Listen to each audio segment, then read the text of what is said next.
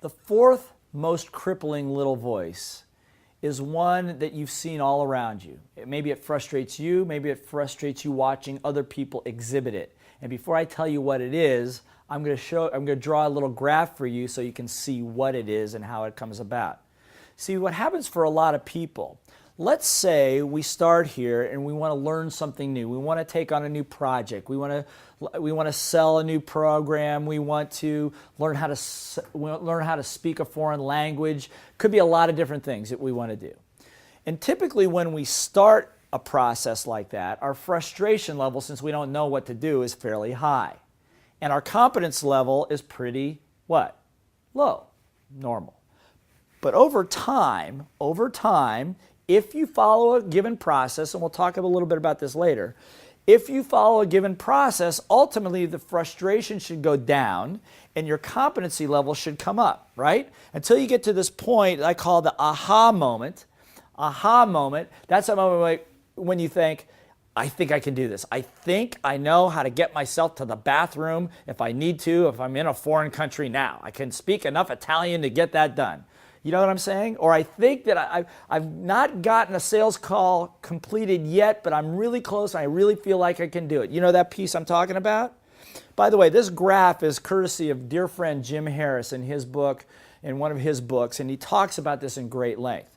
But what happens here, contrary to getting to that aha moment, what happens for most people is somewhere before the aha moment, they quit.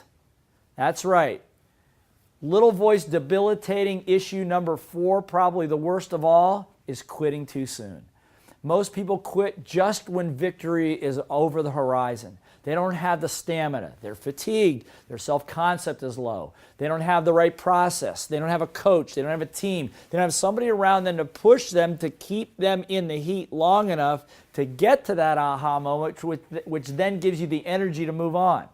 That's why in the programs that we do, put you into exercises so we compress the time. Like I told you earlier, is that if you're in a sales program with me, get you to sell $10, $15, $20, $30,000 in 10 minutes. Now it may take you 3 months to do that normally, but by compressing the time and the right context, the right environment, the right coaching, is what happens is we can slide that whole curve back till you get the aha moment before you can quit. Don't quit before you should. Don't ever do that. Don't ever give up on your dreams. If they're worth doing and they're worth making mistakes, to do. And again, if you're working with somebody else on your team, encourage them to stay in the heat a little longer.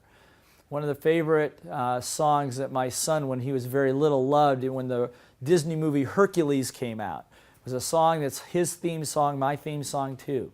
It's called Going the Distance. And most people don't go the distance. They're not willing to do what it takes. Don't quit just because it gets difficult. Stay in the heat. At the minimum, what will happen is you're going to learn something that will get you to your dreams.